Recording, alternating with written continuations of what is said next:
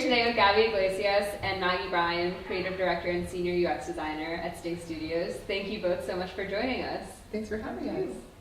So, would love to hear a little bit about both of your journeys into design. You followed sort of a parallel path, both of you starting out in the art world, but sort of studying nothing of the sort in college. So why don't you tell us a little bit about that? I went to Duke. I studied international comparative studies, so I kind of got to like make my own focus, and I studied specifically contemporary art with an interest in contemporary East Asian art and also new media.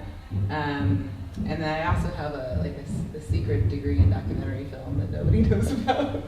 I would say that at the time, I was sort of trying to figure out how to make a path where my interests collided. And art had always been something that had really motivated me and had really inspired me, and that I found very interesting and profound. But growing up, I was like a big science nerd, and so that's sort of where the technology piece came in. That's why I kind of chose that particular kind of art.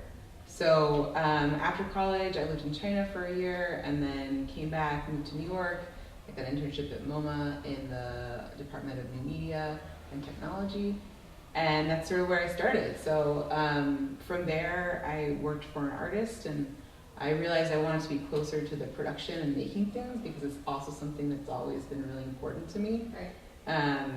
And I ran with that for a few years. I wore 1,000 hats. It was very much like a trial by fire kind of education. And coming out of that, I sort of realized that I have a natural business acumen that I think I got just from being raised around a lot of like small business owners. Like my family has a lot of those people in it. But I really missed being creative. Like I felt like a lot of my work had become being that kind of person for other people. Yeah. And my own creative voice wasn't really something I got to nurture as much.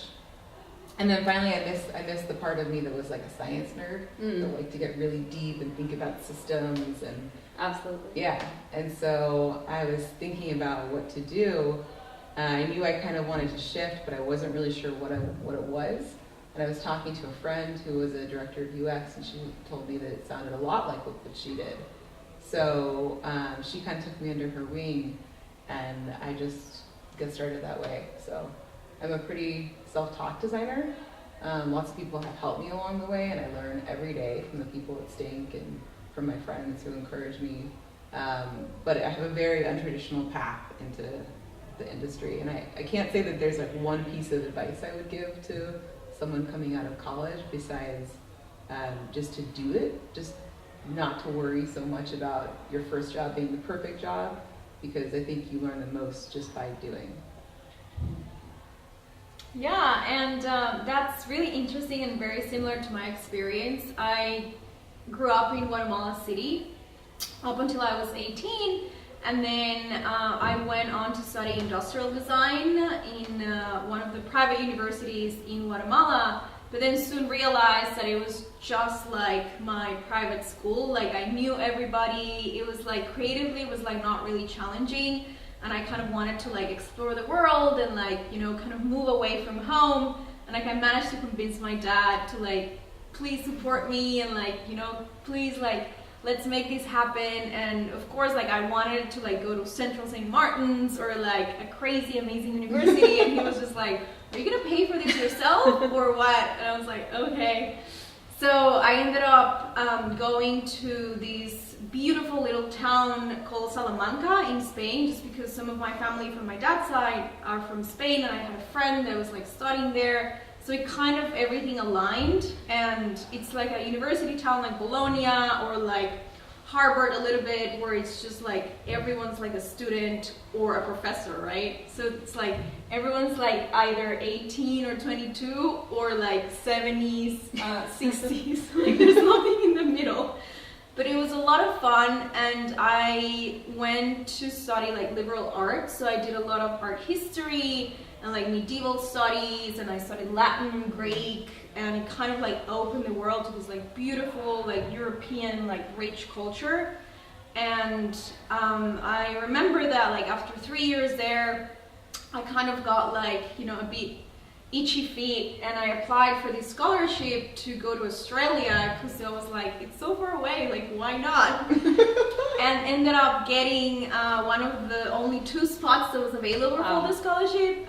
So that was like in Melbourne, VCA, which is the Victorian College of the Arts. It's like a really famous design school down there, and I kind of got to choose, I would say, like my own like year in exchange program, just because a lot of my professors in Spain didn't really understand English very well, and they were kind of like, yeah, just like it's approved, yeah, just like kind of like do whatever you want.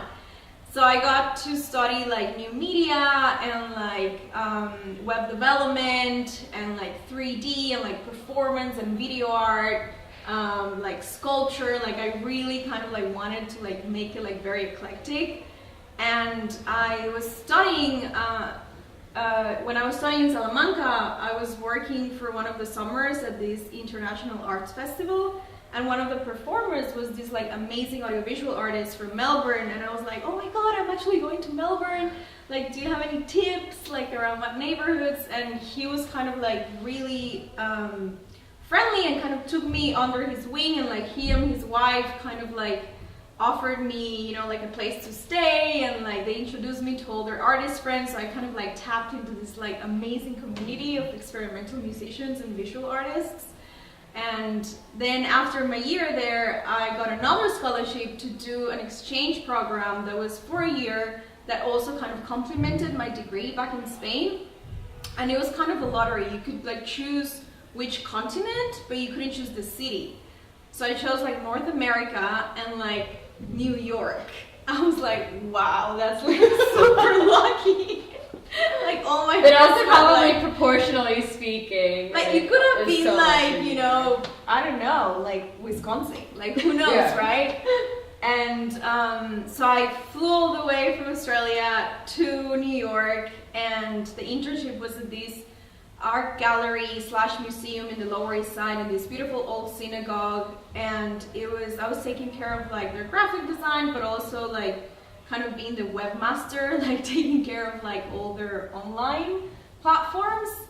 And it was a lot of fun, but it was like a super small team, like super small studio, and just kind of being in New York for the first time just opened my eyes to like so many things. It was amazing. Like I just couldn't stop absorbing the energy of the city.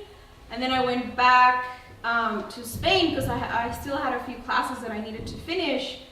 Did the exams, graduated with a degree in like liberal arts and like audiovisual communications, which is kind of like the new media, like audiovisual department in Spain. And then immediately like went to live in Madrid because one of my best friends was living there, and she was just like, yeah, come stay with me, we'll figure it out. And I got this amazing job as a junior art director in this like very small boutique agency, and they were doing like really great like interactive experiences in digital for brands like Bailey's and like Peugeot, and also like L'Oreal. So it was kind of my first window into like the advertising design world, and then from there it just kind of like I started in being a digital design art director. Yeah. That's incredible. Both of you have kind of alluded to these very global experiences. You spoke about your time in China, Maggie, and you, Gaby, between Australia and Melbourne and New York and everything. How do you find that those global experiences that inform your design work today? I think that it gives both of us a pretty wide perspective. I mean, I feel like that's sort of a theme in both of our lives that translates also to our work. In part because like neither of us meant to really end up in advertising. You know, we found our way into it, and then we found that we enjoyed a lot of the different abilities that it gives you. But in terms of the global perspective, I think that now it's more important than ever, because, you know, we work with clients who are interested in executing work globally. So they're interested in like how things might play out in the Chinese market. They're interested in, you know, having a perspective from somebody who knows how something would translate in other places in the world.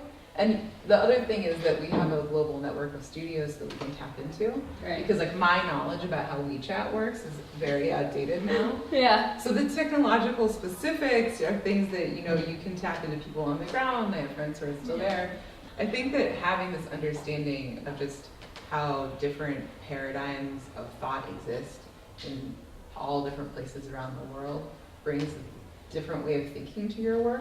And I think it's also like aesthetically, like you can reference like so much, like, you know, traveling around the world. In my case, like I've been lucky to like been to like so many different like museums and like art galleries, or kind of like know like the aesthetics, like especially the visual culture of different countries.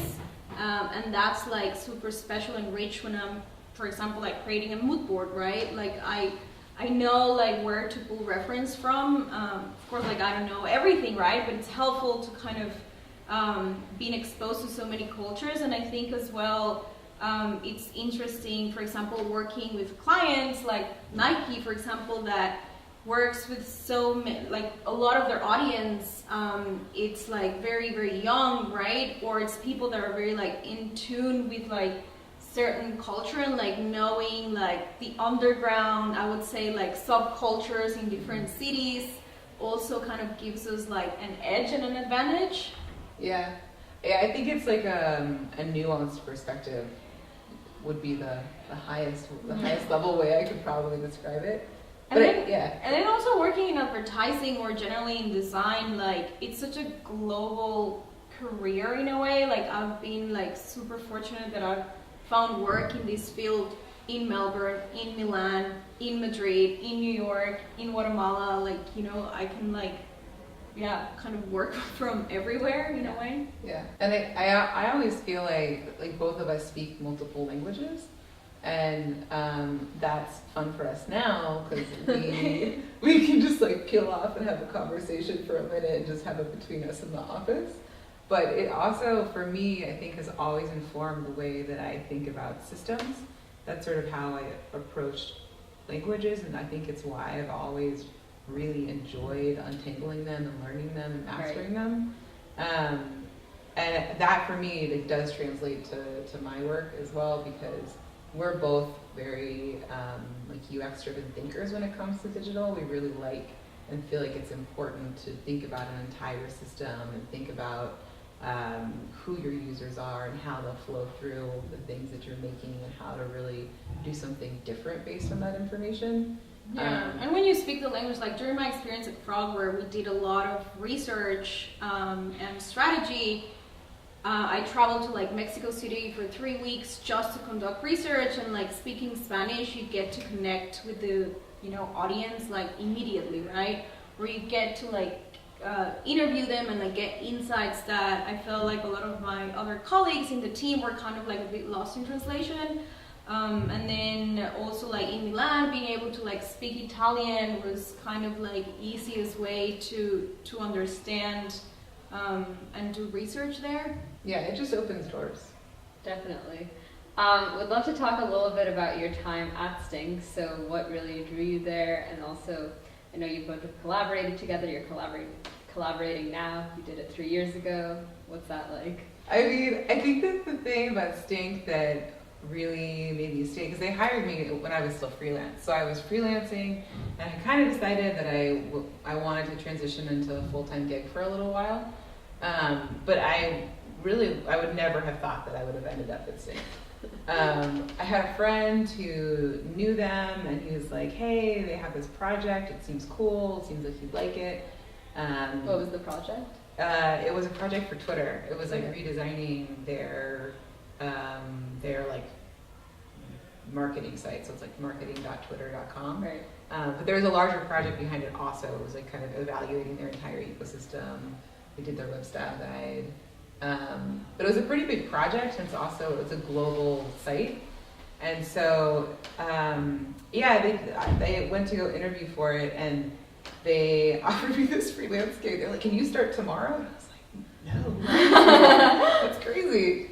But I took it, it sounded interesting. And the thing that stood out to me about Stink, because it was one of the first like agencies that I interviewed at.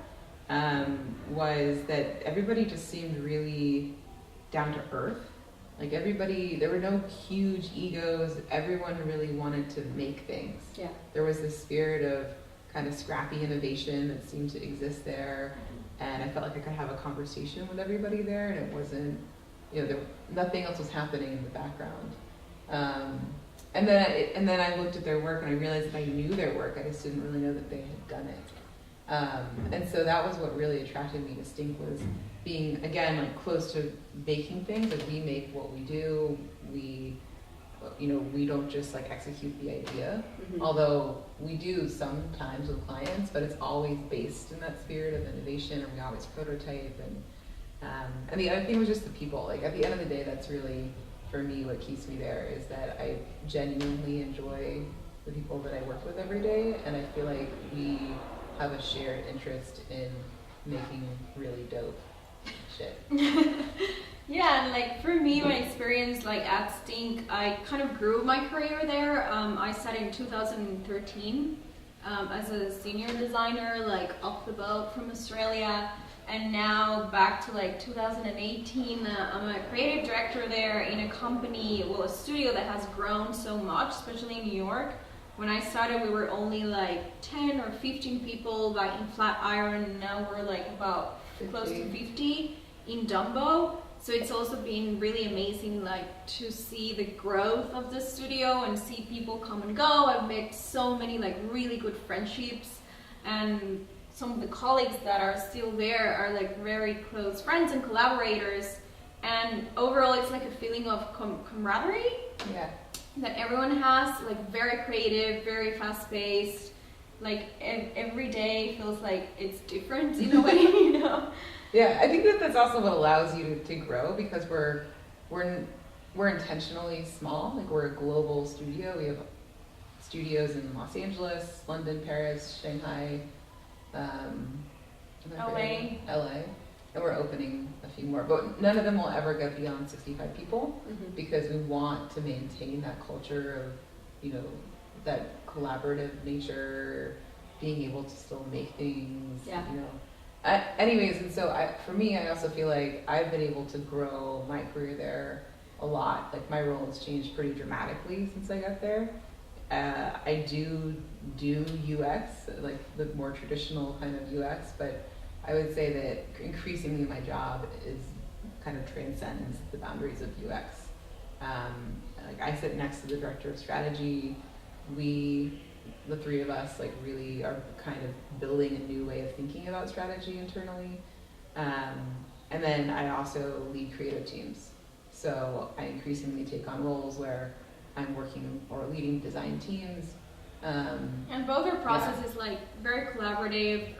We do a lot of workshops. We love to like, look at the whole picture, like pin up things on the wall, like sketch things, like draw on the whiteboard. Like it's really important also like on this day and age to like get outside of your screen. Like a lot of the content, yes, we like proof it in the screen because a lot of the content is like consumed on mobile, right? But like at the finished state, that's where you want to like see it and get the like proof of concept. But then in the concepting side, it's really important to like grab your references from like all over the place and like see the big picture, so you can start like seeing the patterns and like kind of like interweaving these like ideas and like mix and matching. Yeah. So we love this kind of approach to creativity. Yeah, and just being like incredibly collaborative with each other and with the other leads and the other designers in our studio. I think that it's been interesting just to see how the industry's changed even over the past 5 years. Because one thing that you mentioned is that people specialize earlier, which is definitely true. And like we just also came up in an age not so long ago when that just wasn't as developed. And so one thing I think I've realized, and we now more consciously try to bring to our projects, is teaching especially the younger team members about non-digital ways of thinking creatively. Interesting. And getting out of the screen, thinking beyond pixels, because we definitely do execute things pretty fast in general, and we again like produce everything in house. So getting them out of the mentality of like, okay, but I gotta make this. And how do you do that? Okay. We bring in some activities just kind of like to like get those like creative juices flowing, but I think overall it's what I was saying, like seeing the big picture, like pinning up things on walls, like sketching, even if you're like designing a website or a logo, it's so important to like sit down for a second and just like roughly like sketch the backbones or the architecture if like you want to construct, because it's an easier way to like prove the concept is if it's going to work or not, rather than spend like, I don't know, 2 hours like on Sketch or in Illustrator, you know, doing something that it might not work. Yeah, and I think also one thing that I bring also is that sense of experimentation early on, that you don't need fully fleshed designs by the end of week one, Right. you know, and in fact, like you really shouldn't have that probably, unless you're working from a design kit and you like already have all the elements and you're just playing with different flows. You know, allowing people to like not take everything to super high fidelity right off the bat, and letting our clients into that process as well, so that they feel like we are one team and we're really like working together. And I honestly think even things like, we all work in open offices, even just standing up, leaving your Makes a desk, difference. sketching things on a whiteboard. Exactly. It doesn't always make like it's not always the most beautiful part of the process. It's definitely not as beautiful as like the mood boards, but it's I think it's a fast and effective way to just get people talking about what we're building instead of trying to build it separately. Definitely. So what would you say has been your favorite collaboration so far, where you've sort of implemented these processes and really been excited about the work you're doing together and about the product? I mean, oh my gosh, one project.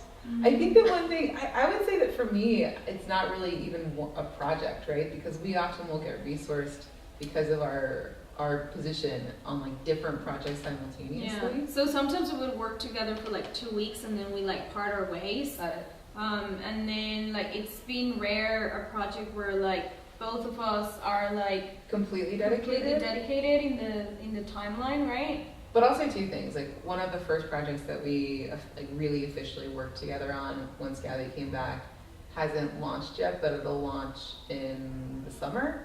And it's a project that involves a lot of maps, a fair amount of content, which we had to kind of plan for all this content at the beginning without knowing exactly what it would be. Yeah. And that was a project where it reminded me how much I love working with Gaby, because, you know, for the first like 2 or 3 weeks, I was working with our other UX designer to figure out different interaction paradigms, like different ways we could frame the site. But, you know, it's not every creative director who you can kind of bring into that process and can really, you know, be part of the team in like a very integral way when you're just kind of thinking through those ideas. And then Gaby had to go and run a workshop in California, and so I ran the workshop with the clients where we're looking at the first visual design boards as well as the UX. And I felt like, you know, that's one thing I really like about Stink, but also just about our vibes is like tag teaming. Yeah, we tag team, you know, like I am not a trained visual designer, although I do like lead some design, but we can kind of throw it back and forth and be like, okay, I would trust you. I would trust you to lead the UX workshop. You'll trust me to lead the first visual design workshop. Like, we have that back and forth flow. So I guess your work at Stink is really unique because you get to work on so many different projects. You know, you kind of alluded to the ubiquity of design. You realized that there were these products that you had seen that you didn't even realize that Stink did. And I think that a lot of people feel that way when they go on the websites of design firms like this. How do you understand who you're designing for each time? Because no doubt, like, your projects vary so much in scope, scale, audience. How do you constantly get in and out of the heads of each different project you're taking on? Yeah, that's like one of the biggest challenges of design, right? Like, you're designing for the user, for the consumer, which sometimes helps a lot, aside from like doing your own research, or if the client like comes already with like a specific target audience they have in mind. We love like talking to people, like just going out, even like very guerrilla style. Like if we see somebody at a cafe that matches like our description of the target audience, we just like, you know, kind of low-key interview them. Or even just like, for me personally, what helps a lot is putting yourself in the feet, in the, what's that saying, in the body, in the mind of the consumer. That's not the feet. There's the other ones just like walk 1,000 miles in someone's shoes. Yeah, in the shoes, in the shoes. Exactly, in the shoes of the consumer, and just like writing first sentence quotes. So, like things like, I feel empowered when I use this platform, or like, I feel happy when I get to like, explore this map. Like thinking in the I and the first person, like really kind of like makes you closer to that consumer. Yeah. And then asking all the questions for sure. Yeah, I mean, I think that the simple answer is research at the end of the day. And we don't always work on timelines or budgets that allow for the kind of research that sometimes we would like to do. But that's again where that mentality that we have, I think, as a studio of being kind of scrappy comes in. Mm-hmm. Because we've both done guerrilla research. We both also, help plan and execute formal research, like both market research and user research. And then whenever there's a formal testing plan, then I'm generally involved with that kind of stuff too. But the thing is, like, even if we don't necessarily have the budget or a lot of time to do it, we always try to do it low-key anyways. And also, like, sometimes it's like kind of like theater, right? Because when you're building personas, like, you're trying to like really think everything, like, what do they do in their free time? Like, how old are you? Like, what do you wear? Like, what TV shows do you watch? Like, you're really trying to understand the person as much as possible. So it's kind of like a game of like, totally, who's who. And one thing that I used to do, sometimes I still do, is I just act it out. Like, I act out the scenario that I think someone's going to use this in. Even though it feels really silly at the time, sometimes you do gain insights that are really helpful. Yeah. Like, one thing that we did, we launched the new Chobani.com this past summer. And one thing that we kind of knew from the research, but that never really sunk into me until I was doing this kind of exercise, was that, the person that's going to be using this for one of our main use cases is someone who might be in a supermarket, right? So what do we know about being in a supermarket, being on your phone? Yeah. Connectivity is a big issue. And those kind of insights made their way into the way we developed the site. Like, the site is a progressive web app, which is a technology you would normally think about for, a project where you're designing for the next billion, right? For people who live with low connectivity and have that kind of built into their experience of the web. But our awesome development team really went above and beyond with that project, and it's a very dense, very beautiful site, but it loads super fast and it performs really well.